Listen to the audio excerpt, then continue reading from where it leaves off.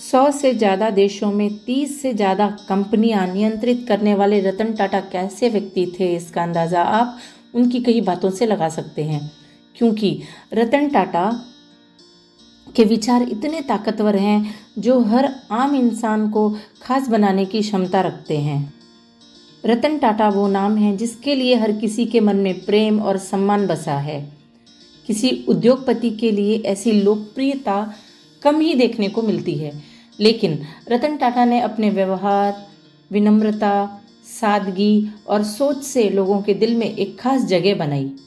आज उद्योग जगत का वो सितारा हमारे बीच नहीं रहा। बुधवार 9 अक्टूबर 2024 की रात रतन टाटा का निधन हो गया, लेकिन उनकी विरासत हमेशा कायम रहेगी। रतन टाटा की कही बातें दशकों तक हर व्यक्ति को प्रेरणा देती रहेंगी। उनका पहला फेमस कोट, अगर आप तेज चलना चाहते हैं तो अकेले चलिए, लेकिन अगर आप दूर तक चलना चाहते हैं तो साथ चलिए। दूसरा फेमस कोट, जीवन में ऊंच नीच होना बहुत ज़रूरी है ताकि हम आगे बढ़ते रहें, क्योंकि एक ईसीजी में भी सीधी लाइन का मतलब ये होता है कि हम जिंदा नहीं हैं। Thank you very much for the resounding support you have given us and the time you've spared to be with us here today. तीसरा कोट, मैं वर्क लाइफ बैलेंस में यकीन नहीं करता, मैं वर्क लाइफ इंटीग्रेशन में विश्वास रखता हूँ। अपने काम और जीवन को सार्थक बनाइए। चौथा कोट, लोहे को कोई चीज़ तबाह नहीं कर सकती, लेकिन इसका खुद का जंग कर सकता है। इसी तरह एक व्यक्ति को उसकी खुद की सोच के अलावा कुछ भी बर्बाद नहीं कर सकता। पांचवा कोट, मैं सही निर्णय में यकीन नहीं करता, मैं फैसले करता हूँ और फिर उसे सही बनाता हूँ। पांचवा कोट, हमें कभी भी अपनी जड़ें भूलनी नहीं चाहिए। हम जिस जगह से आते हैं उस पर हमें हमेशा गर्व होना चाहिए। अगला कोट, सफलता को कभी अपने दिमाग में घुसने मत दो और हार को कभी अपने दिल में बसने मत दो। अगला कोट, एक दिन आपको यह एहसास होगा कि भौतिक वस्तुओं का कोई मतलब नहीं है। जो चीज़ मायने रखती है वो है उन लोगों का खुश और स्वस्थ रहना जिनसे आप प्यार करते हैं। उन्होंने ये भी कहा, जीवन का सबसे बड़ा जोखिम है जोखिम नहीं लेना, रिस्क नहीं लेना। एक ऐसी दुनिया जो तेजी से बदल रही है या फेल होने की एक ही रणनीति है, रिस्क नहीं लेना। वे ये भी अक्सर कहते पाए गए, इस इंतजार में ना रहें कि अवसर आप तक आएगा, अपॉर्चुनिटी आप तक आएगी। अपने खुद के अवसर बनाएं, अपनी खुद की अपॉर्चुनिटी बनाएं। रतन टाटा 3,800 करोड़ रुपए की कुल संपत्ति के मालिक, इसके बावजूद भी वे सादगीपूर्ण जीवन जीते थे। 2024 हुरुन इंडिया रिच लिस्ट के अनुसार रतन टाटा की कुल संपत्ति 3,800 करोड़ रुपए थी। इससे उन्हें उस समय वे दुनिया के 421वें अमीर आदमी बन गए। रतन टाटा भारत के सबसे सम्मानित बिजनेस टाइकून में से एक थे। उनके नेतृत्व में टाटा समूह काफ़ी आगे बढ़ा। वे 1991 से 2012 तक 2 दशकों से अधिक समय तक टाटा सन्स समूह के चेयरमैन रहे। रिटायरमेंट के बाद भी वे टाटा ट्रस्ट के जरिए परोपकारी गतिविधियों में शामिल रहे। अब सबसे बड़ी बात, टाटा ट्रस्ट की जो ये चेयरमैन है अपनी संपत्ति टाटा ट्रस्ट को दे दी है। ट्रस्ट के पास टाटा सन्स में 2/3 हिस्सेदारी है। टाटा सन्स से मिलने वाले लाभांश का लगभग 60% हिस्सा चैरिटेबल कार्यों के लिए अलॉट किया जाता है। टाटा समूह के चेयरमैन ने अपनी संपत्ति टाटा ट्रस्ट को दे दी है। ट्रस्ट के पास टाटा सन्स में 2/3 हिस्सेदारी है। टाटा सन्स से मिलने वाले लाभांश का लगभग 60% हिस्सा चैरिटेबल कार्यों के लिए अलॉट किया जाता है। रतन टाटा के नेतृत्व में टाटा ट्रस्ट ने असम, झारखंड, आंध्र प्रदेश और कर्नाटक में 10 कैंसर देखभाल सुविधाओं का विकास और प्रमोशन किया। ये सुविधाएं गरीब लोगों के लिए वर्ल्ड क्लास इलाज को सुलभ बनाती हैं। भारत के मशहूर उद्योगपति रतन टाटा अंतिम सफर पर निकल पड़े। गुरुवार को महाराष्ट्र के वर्ली शमशान में उनका अंतिम संस्कार कर दिया गया। इस मौके पर तमाम मशहूर हस्तियां, उनके चाहने वाले हजारों लोग मौजूद थे। इससे पहले एनसीपीए ग्राउंड पर रतन टाटा को नम आंखों से विदाई दी गई। उनके अंतिम दर्शन को भीड़ उमड़ पड़ी। अमित शाह ने एनसीपीए ग्राउंड पहुंचकर श्रद्धांजलि दी। उनका पार्थिव शरीर तिरंगे से ढका गया। रतन टाटा को श्रद्धांजलि देने के लिए अंबानी परिवार एनसीपीए ग्राउंड पहुंचा। रिलायंस इंडस्ट्रीज लिमिटेड के अध्यक्ष और प्रबंध निदेशक मुकेश अंबानी और नीता अंबानी ने रतन टाटा को श्रद्धांजलि दी। इस दौरान आकाश अंबानी और श्लोका अंबानी भी साथ में मौजूद थे। रतन टाटा के अंतिम संस्कार के लिए केंद्र सरकार की ओर से अमित शाह मुंबई पहुंचे हैं। रतन टाटा के अंतिम संस्कार में शामिल होने के लिए एनसीपीए ग्राउंड पहुंच गए हैं। कुछ देर में सब लोग रतन टाटा जी को श्रद्धांजलि देंगे। बॉलीवुड के महानायक अमिताभ बच्चन ने गुरुवार को रतन टाटा के निधन पर गहरा दुख व्यक्त किया।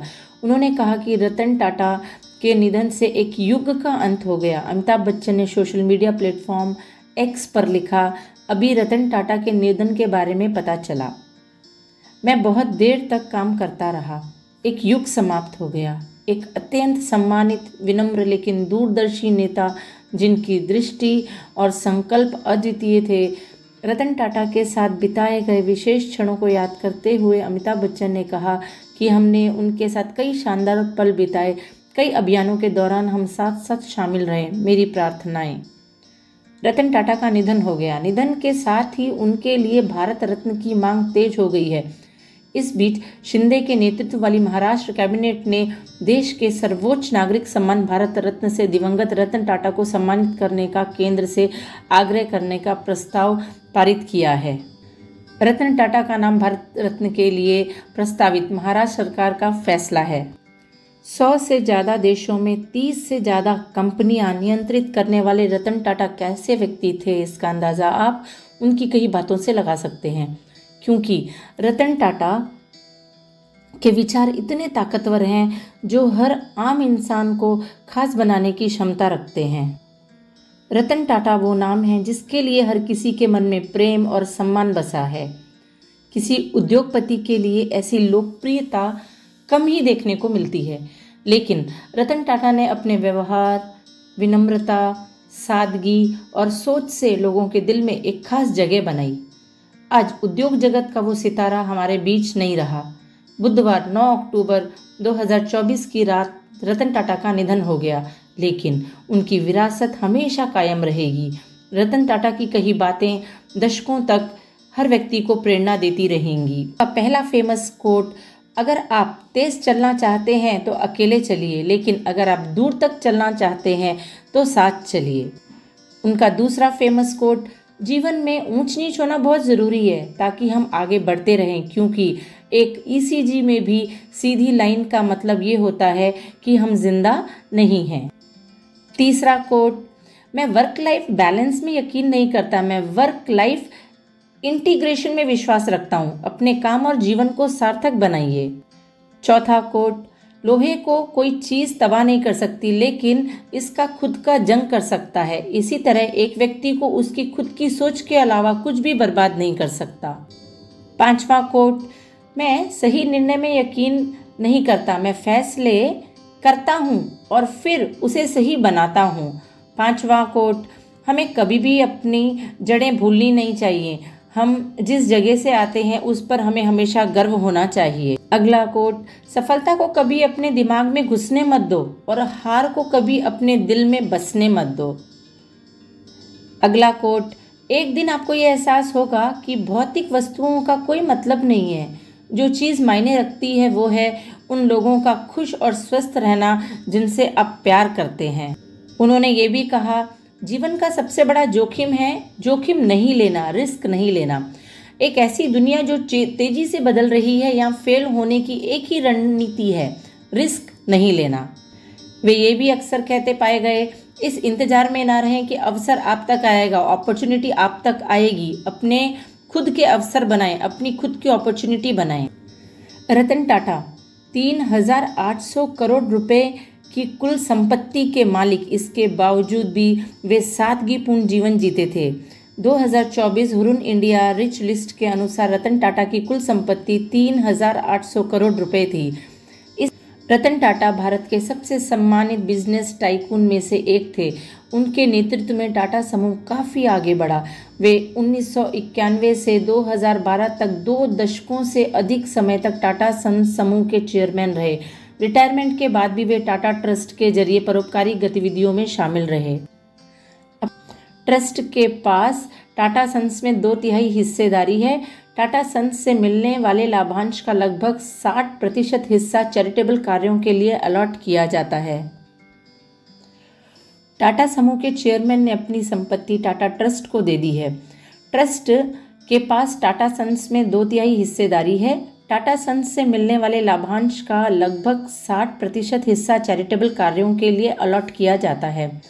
रतन टाटा के नेतृत्व में टाटा ट्रस्ट ने असम, झारखंड, आंध्र प्रदेश और कर्नाटक में 10 कैंसर देखभाल सुविधाओं का विकास और प्रमोशन किया। ये सुविधाएं गरीब लोगों के लिए वर्ल्ड क्लास इलाज को सुलभ बनाती हैं। भारत के मशहूर उद्योगपति रतन टाटा अंतिम सफर पर निकल पड़े। गुरुवार को महाराष्ट्र के वर्ली शमशान में उनका अंतिम संस्कार कर दिया गया। इस मौके पर तमाम मशहूर हस्तियां, उनके चाहने वाले हजारों लोग मौजूद थे। इससे पहले NCPA ग्राउंड पर रतन टाटा को नम आंखों से विदाई दी गई। उनके अंतिम दर्शन को भीड़ उमड़ पड़ी। अमित शाह ने NCPA ग्राउंड पहुंचकर श्रद्धांजलि दी। उनका पार्थिव शरीर तिरंगे से ढका गया।